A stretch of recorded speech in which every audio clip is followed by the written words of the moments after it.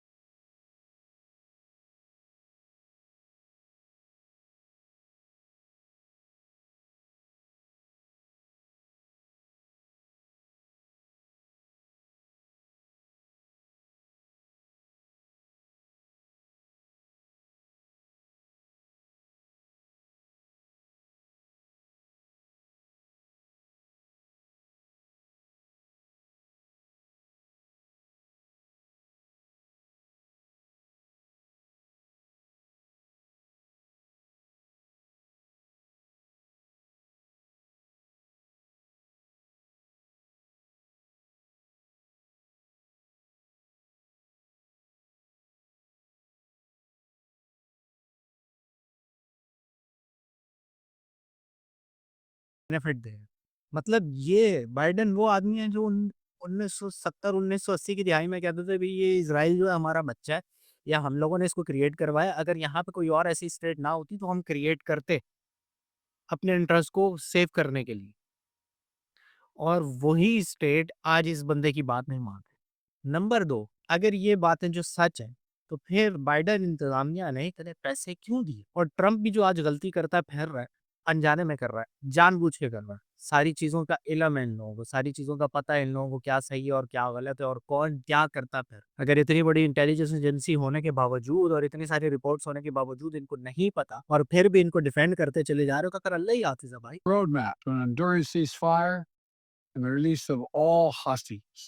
In a way, basically, the box the prime minister in and made it very difficult for him to walk away from. Thank you very much. It's consistent with the pattern we saw for many months. They were always looking for ways to add conditions or make the terms more difficult. आज अगस्त की 28 तारीख है। पिछले 2 सालों के अंदर 62,750 लोग शहीद हो चुके हैं, जिसमें से 2100 से ज़्यादा जो एड सीकर थे, एड की लाइन में लगे थे वहाँ पे। हॉस्पिटल्स के अंदर जो बमबारी के अंदर मारे गए वो अलग है इसके अलावा, ठीक हो गया। एटलीस्ट 300, कम से कम 300 बच्चे जो है ना मेल नरिशन फूड की या ग़ज़ा की कमी के बाइस अपनी जान से हाथ धो बैठे। इंक्लूडिंग 1,58,000 लोग जो हैं जो ज़ख्मी हुए हैं, उसमें से आधे से ज़्यादा कुछ ऐसे हैं कि या तो अपना पूरा कोई जिस्म का अंग या गँवा चुके हैं और वो क्योरेबल नहीं है, और दूसरे जो हैं वो इस तरीके की बीमारियों में मुब्तला हो गए या बगैर ज़्यादातर तो एनेस्थीसिया के बगैर ही उनका ट्रीटमेंट होता है, और ऐसी इंजरीज आई हैं जो उन लोगों की ज़िंदगी भर के लिए उनके साथ रहेंगी और उन लोगों को दर्द के अंदर मुब्तला रखें, समझ रहे हैं? और अभी ग़ज़ा की जो अथॉरिटीज़ हैं उनका कहना ये है कि अभी हमें पूरे तरीके से नहीं पता कि भाई ये जो बिल्डिंग्स के अंदर, जो रबल के अंदर लोग फँसे हुए हैं, उन लोगों की कितनी तादाद है।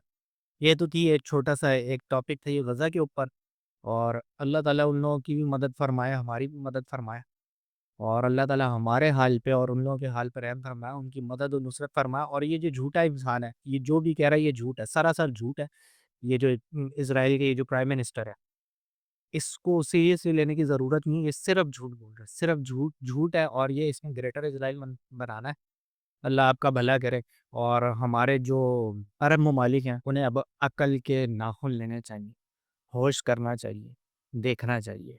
अपने लिए नहीं, तो अपनी नस्लों के लिए, क्योंकि वो ये ग़ज़ा जो है ना पहली और आखिरी डिफेंस लाइन है, इसके बाद वो तुम्हें खा पी जाएँगे, तुम्हें खबर भी नहीं होगी, जिस तरीके से वो आगे बढ़ते चले जा रहे हैं।